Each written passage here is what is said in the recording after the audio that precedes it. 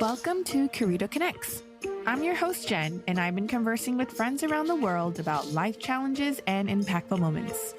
Conversations on this platform look at answering the questions how we overcome challenges and how our experiences shape who we are and the work we do today.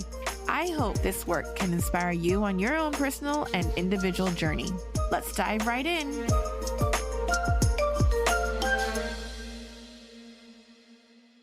Hello, my guest today is Dublin-based James McGann, founder of Frankie Health, a personalized mental health care platform for your workforce. Hi, James. Hi, Jen. How are you? Good. Thanks for taking time out of your busy schedule to speak on Curito Connects today. And before I forget, I want to congratulate you guys on your €1 million fundraising earlier this year. It's a big step.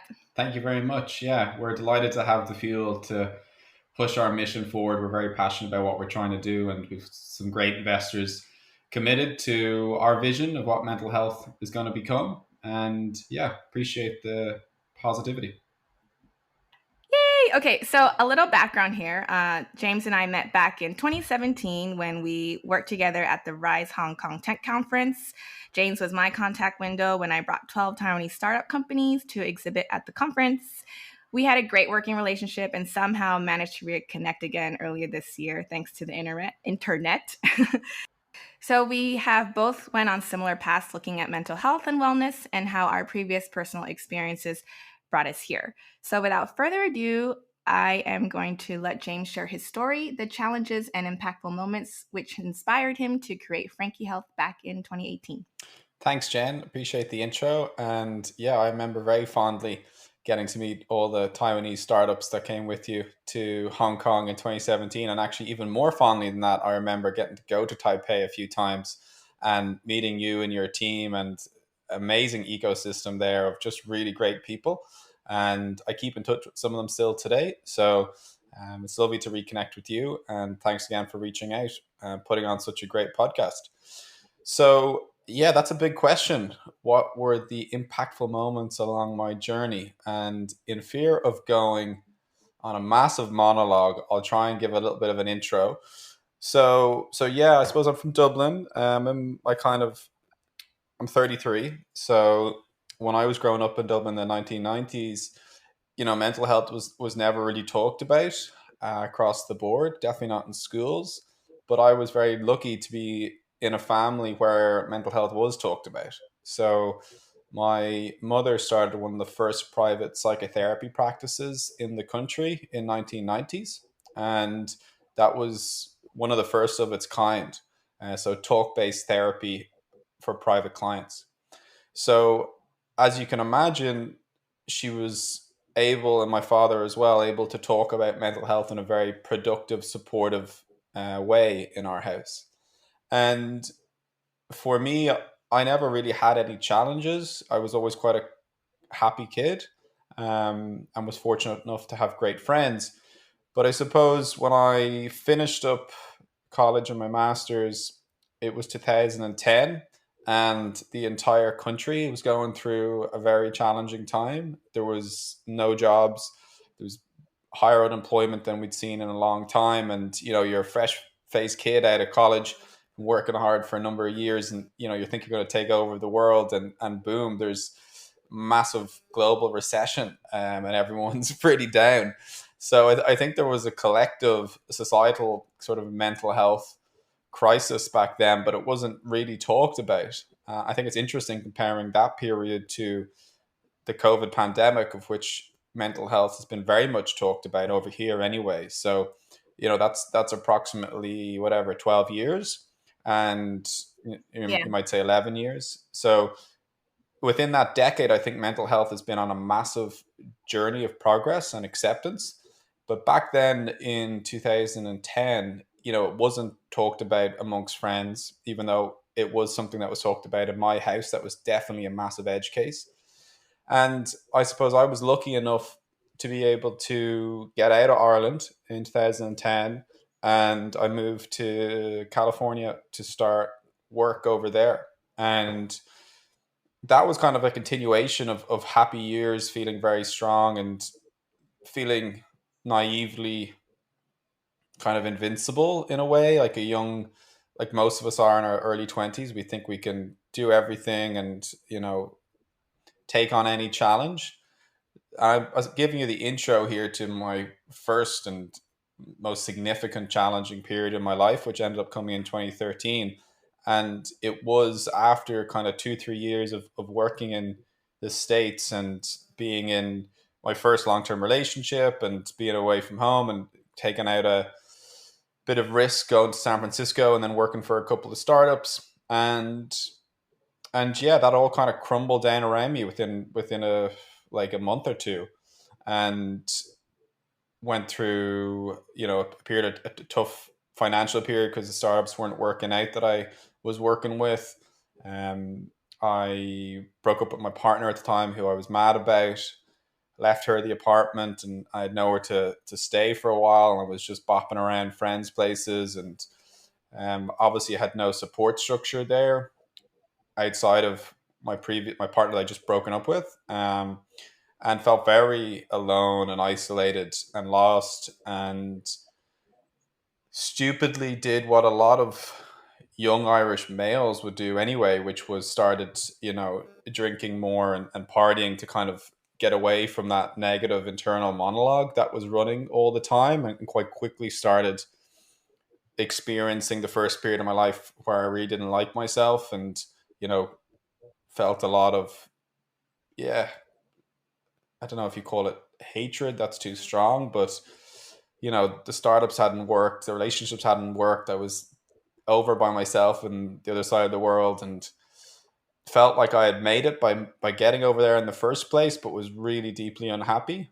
And that was probably the biggest turning point in my journey. Irrelevant about career, it was very much about understanding that happiness is not a given, and around any corner in life, any of us can be thrown into periods of significant unhappiness and loneliness and depression and anxiety and insomnia and all of these things that I had never really experienced, although I might have theoretically understood them through conversations. And that was probably, I didn't know it at the time. And to take the classic Steve Jobs quote, you can only join the dots looking back.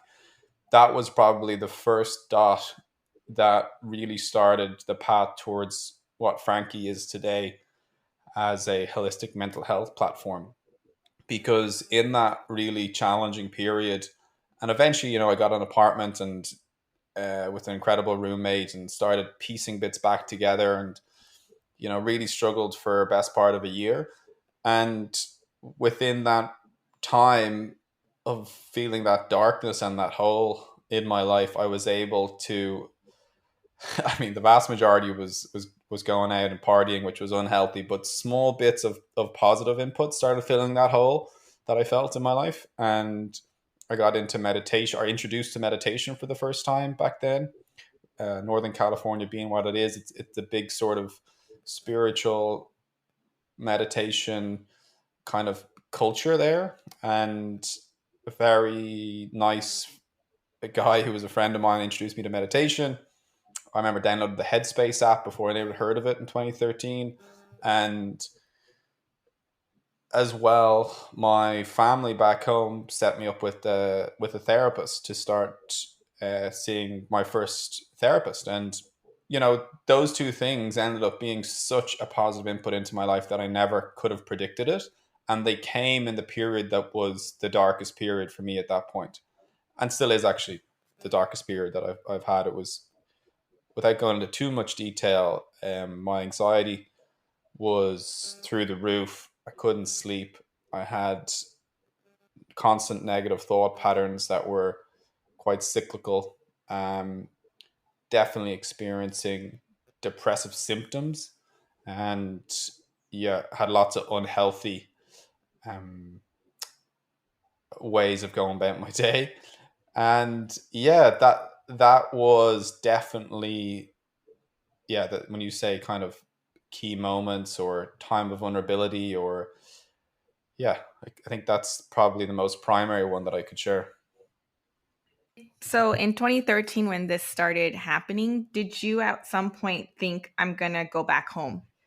Like, I don't want to stay here anymore, and I'm assuming you had reached out to your family to discuss what was going on, because they've been so supportive, and that they've had many of these cases, especially your mom having dealt with a lot of as well. So was there at some point there where you're like, I did come out here, but I don't know if I can keep doing this. Like, maybe I should just go home. Yeah, I mean, I wish I had that thought sooner, and that was probably the most primary message I was getting from my family at home was you're going through a tough time. They were very supportive, and they were saying, have you thought about maybe just getting on a flight and coming home for a bit? But I saw that as failure. I saw that as me not being able to make it work over there. And it was a very immature, naive mindset.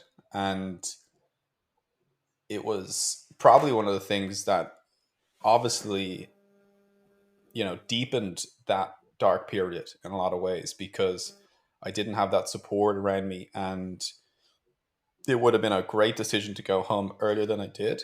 And I didn't really think about it myself at all because I was working on a new startup little project at the time, and we were getting some investors interested, and I was really trying to make it work because when I got that job over in California straight out of my master's, it was a massive win for me. There was no jobs at home, and people were taking jobs in corporates that was, the salaries had dipped overnight quite substantially in terms of those graduate jobs due to the recession. And I managed to, through personal networking, get offered a job over in California, and for me that was massive. It was a huge win, and I was very proud of that.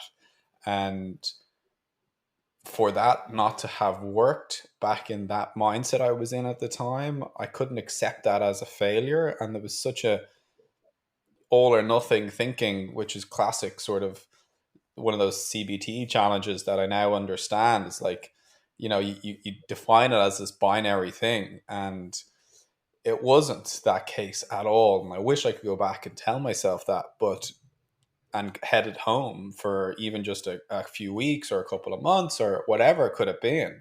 But no, is the answer. I wasn't thinking about it, even though I was getting the suggestions from my family, and my family know me very well, obviously, and I'm quite headstrong, and I don't like it has to be my idea.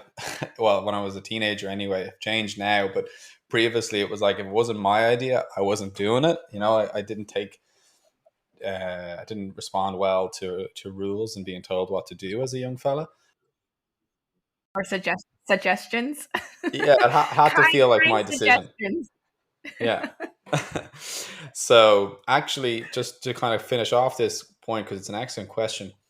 Um, so I had a really close friend who was kind of like a second brother to me over in California, who was a guy I actually went to go work for. Amazing human named Antonio, and he he was actually in Southern California. So when I moved to San Francisco, obviously I wasn't able to be around him as much. And although I didn't take the advice to go home to Ireland, I did go down to stay with him for a few weeks.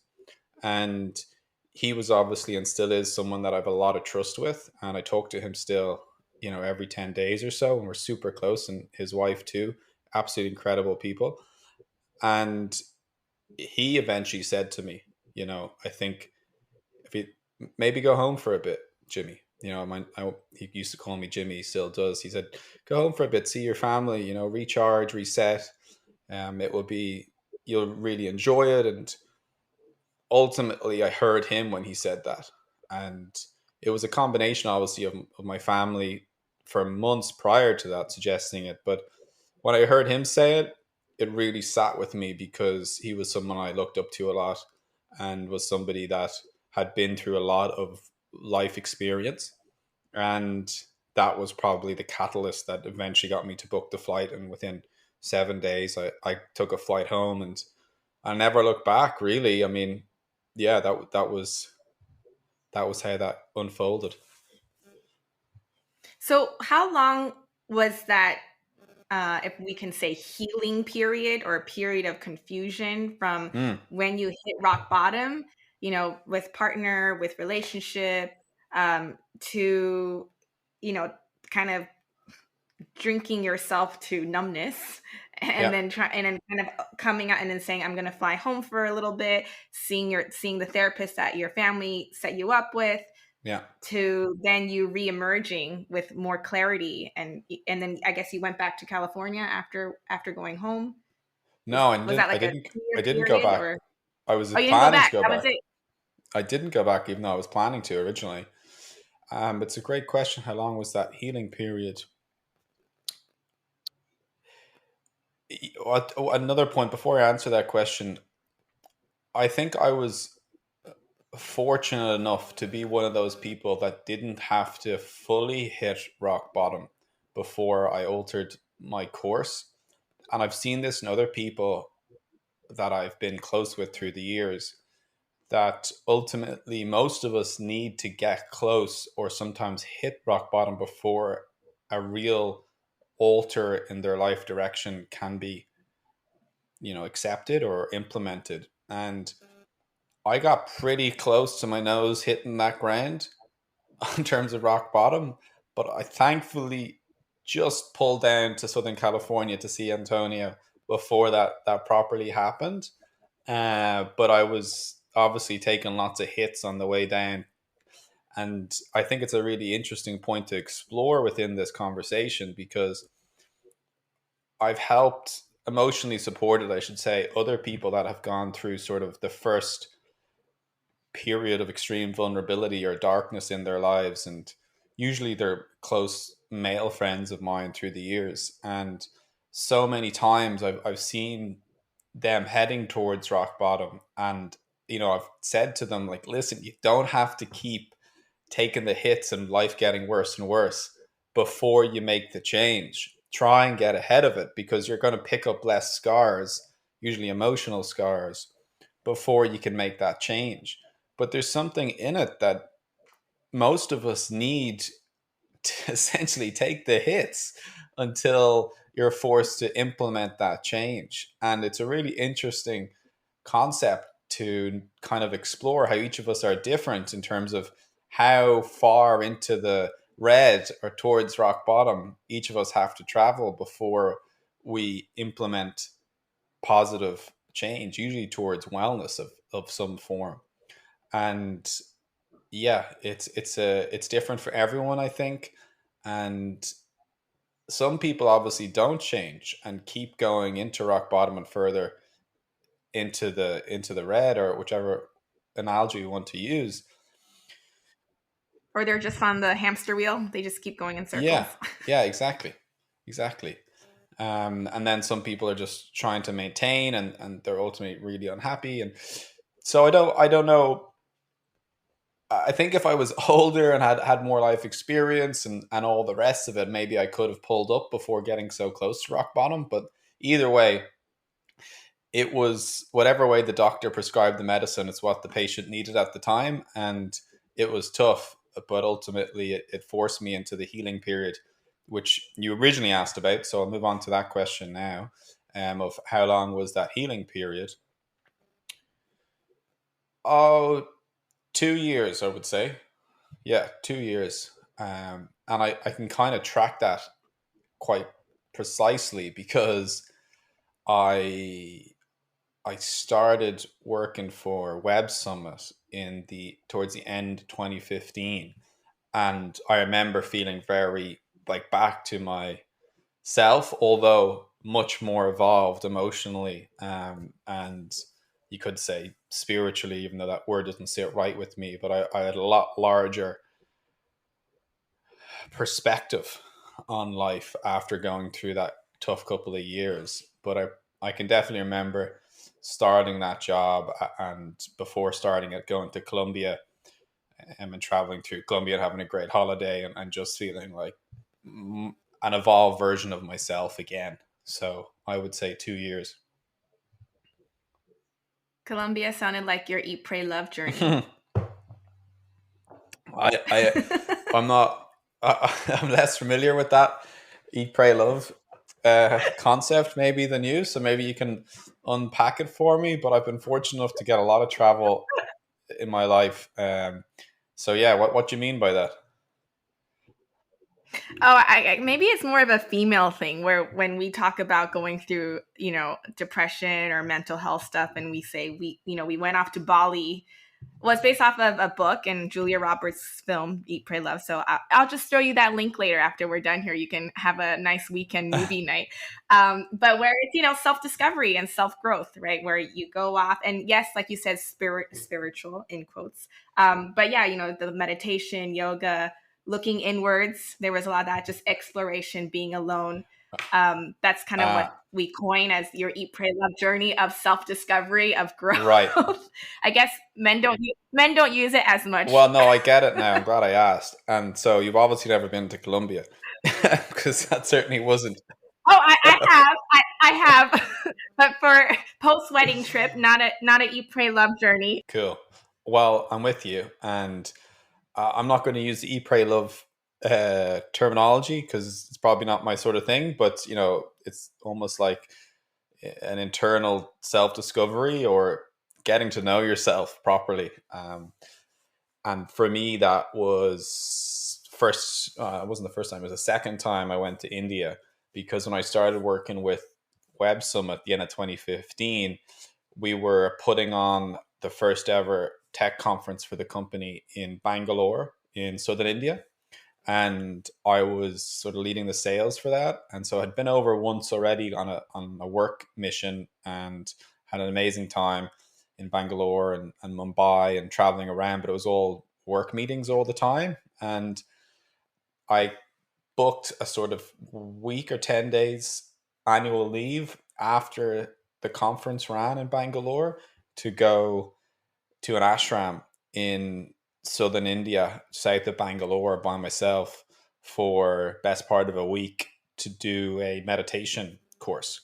And I had been self practicing for a number of years at that point already, 2 3 years. And I'd been to some small things in San Francisco and Buddhist centers, but I had been getting a lot of value from meditation in the sense that when that tough time kicked off in 2013, my problem was always just streaming thoughts in my mind all the time and quite often negative thought patterns about myself. And they were usually future projections, which I would classify as that's what anxiety is. It's a negative future projection, something that hasn't happened yet.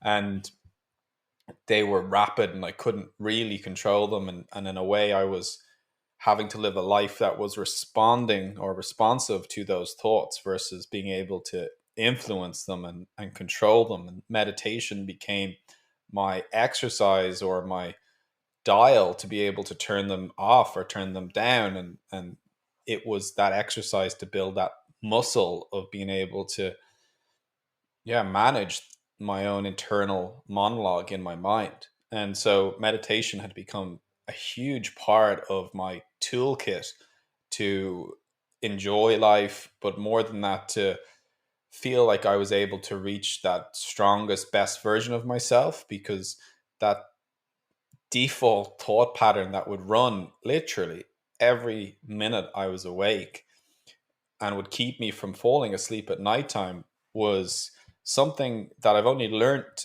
in recent years that so many people are dealing with. Like, it's insane when you start talking about these things, how people get in touch and come out of the woodwork and open up, that everyone, most people are dealing with some sort of thought pattern that they would prefer not to have, and they don't feel like they can control it. And this is one of the most primary challenges to all of our mental health, is giving people the tools to self-control their thought patterns in a positive, healthy way. And meditation was the only thing I had ever found that was doing that in a healthy way. Alcohol was something that was doing that in an unhealthy way. And you drink and alcohol turns off that inner monologue. It turns off your social inhibitions. It turns off your negative self-talk. It turns off your internal monologue, essentially. And the whole idea of meditation in an oversimplified way is to, turn off that inner monologue and be able to sit within self-acceptance and silence and, full deep inner and external awareness. And yeah, so meditation has been a massive part of that. Getting the chance to go to India with work and Web Summit being the amazing employer and culture that it is really supported the idea of me going off and doing this meditation course in an ashram in south of Bangalore.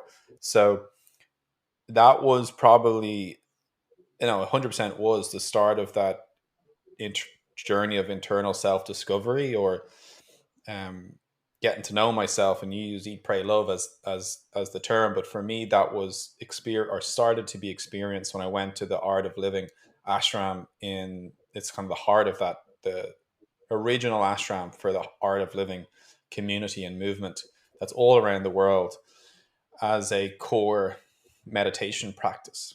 And I went there by myself, and it was pretty funny getting the taxi across Bangalore and south, and it was just me with my suitcase, and I had all my work clothes in there, and I was such a classic white tourist, it could spot me a mile off with my big suitcase going into this really well balanced, semi organic ashram.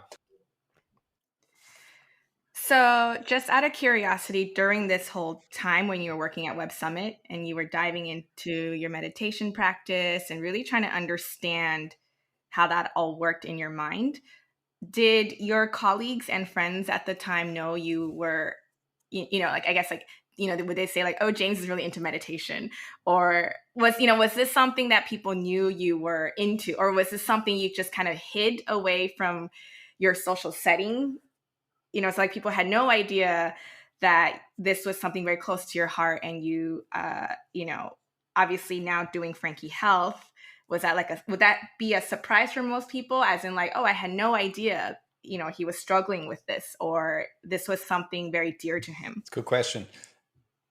Yes and no is the answer. Because I do remember in Web Summit, a couple of us got together and we started a lunchtime meditation group, and we created a Slack channel for it, and obviously encouraged anyone to join that group. And that was that was brilliant. And that ran pretty much every day in the office. And so we sort of started that. I wonder if it's still going. There's a chance it could still be. And so I was relatively open with work about it, and with my friends, I was open. I just wouldn't. No one wanted to talk about it. Like you go to the pub or you go to see a family dinner or whatever. Like my immediate family and my parents would be interested, and my brother and sister, but outside of that circle, people don't really want to. Back then, anyway, didn't want to talk about it, and it wasn't as cool as it has become since. If you get me, Yeah. Calm and Headspace have gotten so big, and there's been LeBron James doing meditations for Calm, and it's become a lot more mainstreamed and cool and well talked about and researched and validated and accepted since then. But back then, I mean, I would talk about it fine. I didn't feel it was a dirty secret or a weakness or anything like that. I actually saw it as a bit of a strength, and I was definitely proud of it, and would go into. I could bore the socks off someone about why meditation was so good, but no one really wanted to listen to it, if you get me. And then I did find some people in Web Summit that did, and we would talk about it, and we started that group. But in a way, it wasn't always associated to that challenging period I had in my life. I had kind of progressed out of that into being a like going for a run, or I never really was a gym guy, but people go to the gym, and it was to kind of work out their bodies, and for me it was that for the mind. And so it wasn't. I feel you asked that question because maybe I didn't share it because it was exposing my vulnerabilities, but it kind of morphed into another space in my life where it was an exercise that benefited me that I felt I was ahead of the curve on, and ended up becoming quite proud of it. Obviously meditation has been a big hit. I mean, it's been around for obviously thousands of years, but recently in the commercial space, it's become more and more of a it thing. And, people always talk about, oh, you should meditate and etc. But when you were introduced to it, you had someone who guided you, correct? Or did you just kind of go, oh, okay, I'm just gonna sit there and breathe? Because I think when we oftentimes share or tell people they should try and meditate, like you said earlier, it could be a turnoff for some people because they're like, I just can't sit still, which is obviously the point. It's like learning to sit still in your thoughts. But, and of course, meditation isn't always the solution. Like you said earlier, too, people might find running to be their outlet. And there's many other tools, as we said earlier, too, to get to that mind space that you probably would get into to feel better and to have clarity of mind. So how would you, I guess, introduce meditation to people who maybe are curious and want to do it, or don't really know how to, or are very anti, I guess, when you kind of start talking about Yeah. meditation? Well, I think if you're introducing anything, exercise, product, idea to somebody, they need to be in the right space and time in their own journey to receive that. And this is something that you can probably garner, or I have garnered from the therapy world, in the sense that even if somebody 100, like, to your deepest inner core that they would be massively supported by seeing a therapist, or in terms of your question, be enabled by meditation, if they're not ready to explore it themselves, there's nothing you can do about it. You have to let people get to that point themselves. And yeah, you can support and enable, but if they're not in that space to receive it, it's just not the right time. So assuming in your question that it is Yeah. the right time for someone, and they want to start exploring it, it's something that we looked at in Frankie, because within an organization, there's always a group of people, in which I was one, that is maybe already practicing meditation and is open to it, but the vast majority are not. And how you make it accessible, interesting, and reusable as an exercise for people that have never interacted with meditation, is there's not a one size fits all answer. It's a lot more nuanced. And in the sense that some people will, it'd be all about finding the right time in their day. They need to be by themselves. They want to be away. They need to have felt a little bit of attachment from work, and then they can get into it. Other people will want to, be a more active meditation, maybe when they're having a walk out in nature. Some people like to do it. Some people do it in groups as well. Some people find group meditation very powerful. Some people find short breath work meditations much more accessible. They like something really challenging and intense for a short amount of time. So I don't think there's a clean answer to your question, unfortunately. And the way that we approach it in Frankie is to try and have broad a range of meditation and exercises as possible, and then work to understand and listen to the individual, to what their preferences are and what works for them. And then, based on listening, first and foremost, be able to kind of shortlist different exercises or meditations that might be interesting to them. Yeah, it's not one size fits all. So then let's transition into talking about Frankie Health, how you, I guess, obviously left Web Summit to start this venture. Because now we kind of have, we had the background story. We kind of are getting Yeah. getting into the right. It's like, so where are we going next Well, with I this? suppose there's a bridge that I need to explain in order to answer the question fully, which is, um, so I left when I was in Web Summit, I was exposed to an amazing amount of new startup ideas, technologies, and ways of approaching life, but business first and foremost. And within that path, it became very clear to me I wanted to start my own, or have a go at building a startup, at least down the line.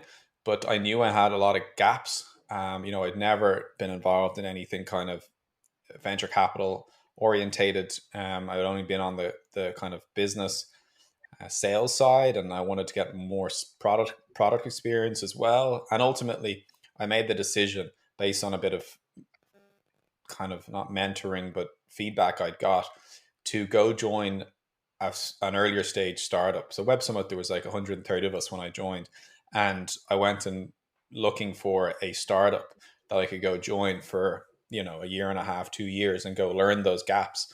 And so thanks to Web Summit's network, I was able to find an amazing founder that I built a friendship with named Alex.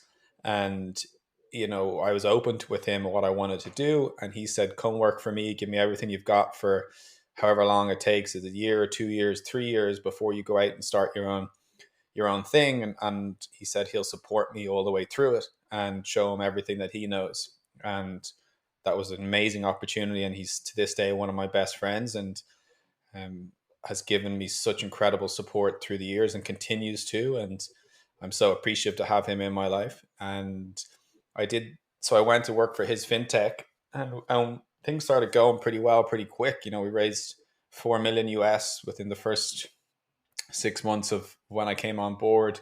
That was all his doing. I can't take any responsibility for that, but it was just when it was ramping up, and we were scaling really fast.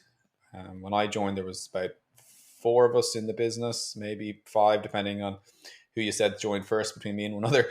And then we ramped up across Asia Pacific really quickly. Open office in Singapore, had one in Hong Kong and Melbourne, and then we opened one in Bangkok, and then sort of satellite team in Manila. And things got going really fast, and we grew in terms of the team size, and it was super intense and stressful, and there was no HR team or any of that stuff. And thankfully I had been through a challenging period, and I had my meditation practice, and I still had my therapist relationship, and I could set up a video call anytime I wanted that or needed that.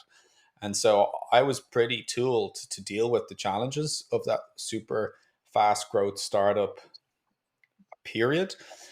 Others in the company weren't. There was another sales guy and another head of product that really went through some mental health challenges at the time, and another couple of guys less so. And ultimately, I experienced firsthand through other people's challenges how hard that mental health journey was. And in a way, they kind of opened up to me and came to me because I was quite open with my journey and my meditation practice. This is why I do it.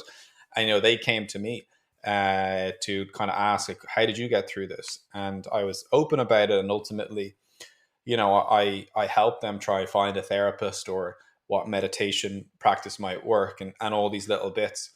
And that was a big point in the Frankie journey of realizing that burnout, anxiety, mental health is a big problem in tech companies, especially fast growing earlier stage tech companies. And that sort of made me realize what the business that I wanted to build was going to be in, because I could see those problems were everywhere. And I could also see that the companies that were winning in the market, i.e. Calm and Headspace, weren't offering a full solution. They were just offering a static audio meditation solution. There was nothing with therapy and clinical assessments and this sort of holistic approach to really try and truly help people's mental health journey, no matter where they are in it. And so with those sort of two insights or beliefs, I suppose, I went to Nepal to do a 10-day silent meditation course at the start of 2019. And that was it's called Vipassana, and it's a big meditation school or framework. It's very popular and it's great. And I went anyway and sat in silence for those 10 days.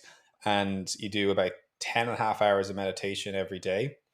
And within that period of kind of, I had all these things knocking around in my mind, and I felt like I was right about in that prime spot in my life to have a swing at the startup mission. And I filled some of those gaps. And, I'd kind of definitely made the decision that mental health was something I wanted to try and explore.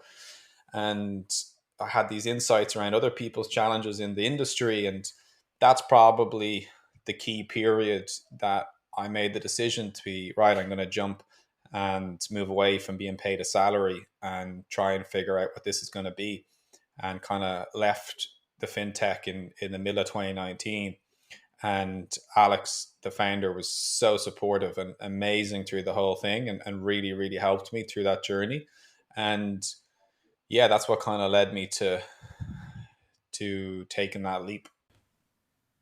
Once I took that leap, I got really lucky because I got a phone call from my good friend Seb Poole to tell me that he had sold his SaaS platform that he had been working on for a few years, and he was super interested in building something in the mental health space. I had been lucky enough to meet Seb a couple of years before that when we were both volunteering to support a charity in Bali, Indonesia that was trying to reduce plastic bag waste. We'd kept in contact and remained good friends. He went on an incredible journey building a circular economy platform. And when the time came when he gave me that phone call, I remember exactly where I was. I was in Hong Kong, just beside the escalators, getting a little bit of lunch. And that's when Frankie really had the opportunity to take off. I'm not a technical co founder. Seb is an incredibly talented guy for so many reasons.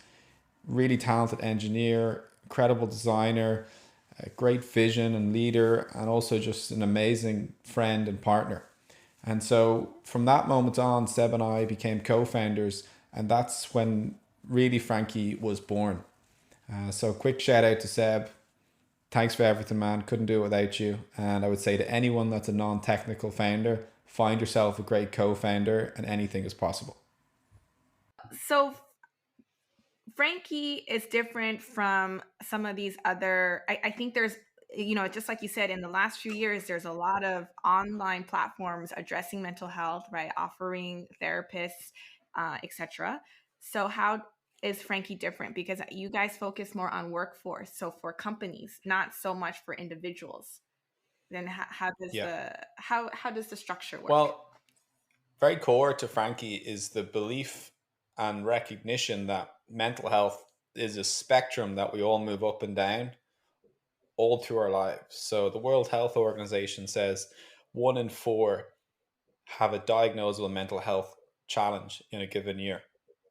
Now, the research goes on to say that even if you're in that 75% today, i.e., you're feeling balanced, you will go into that 25% at some stage in your life, most likely. And so, I experienced that period for the first time in 2013, and there's a high chance I'll experience a similar period later on in my life. And other people experienced it in various stages in their own journey. And so, based on that belief, when we started looking at how we wanted to structure Frankie, we wanted to be able to support that entire mental health spectrum. So at the moment, there's no real holistic platform that offers support along that entire journey. And what I mean by that is, if you're in that 75%, you should be preventatively working on your mental health. You should be working on your mind like you work on your physical fitness. And so that mental fitness that we try and instill within Frankie's preventative side of the platform, again, it's very broad, and it's as many different exercises as possible, matched with this personalization of understanding the individual to be able to recommend and guide them through that journey. So combining that with a community of the most experienced therapists, talk-based therapy, all different modalities, very stringent assessment process to enter into the Frankie community as a therapist. So combining that therapist community with the preventative mental health exercises with this IP and intelligence that sits in the middle to listen to that individual and understand where they are on their journey on a week to week basis, to be able to pull together this personalized mental health support that's always changing based on your individual journey, is how we built Frankie from day one. And so if you wrap that up, Frankie is a personalized mental health guide in your pocket. And where we see the really exciting parts of that within distributing Frankie to businesses is, businesses are last waking up to the importance of their team's mental health, and they're willing to invest in it, and they're willing to invest in it without putting the business first. So they're not trying to invest in it so they can, listen in on what's going on with their company, or try and identify certain teams that might be struggling at the moment. They're actually, there's a cohort of companies, and Web Summit is one of them, that is committed to people's mental health because of that human compassion, understanding that putting the humans first will, at the end of the day, indirectly benefit the business. And those companies, I believe, and the research shows, is growing by the day. And COVID has been a massive tailwind within that movement. And the exciting thing for us is we can distribute to companies that are in that mindset and that belief, and have essentially are progressed their thinking to that level, and be able to not just support people in the workday, but also outside their workday. So it's ultimately trying to support the individual every day in their lives. And companies act for us as a massive distribution channel at the end of the day. And we can reach more people quicker, and we can add a level of company transparency on the overall mental health. So, for example, within Frankie, everyone in the business can see how the collective anxiety level is in the company. So if you're a team member and if you are the CEO, you both see the same amount of insight within Frankie. So there's no two-tier like data structure.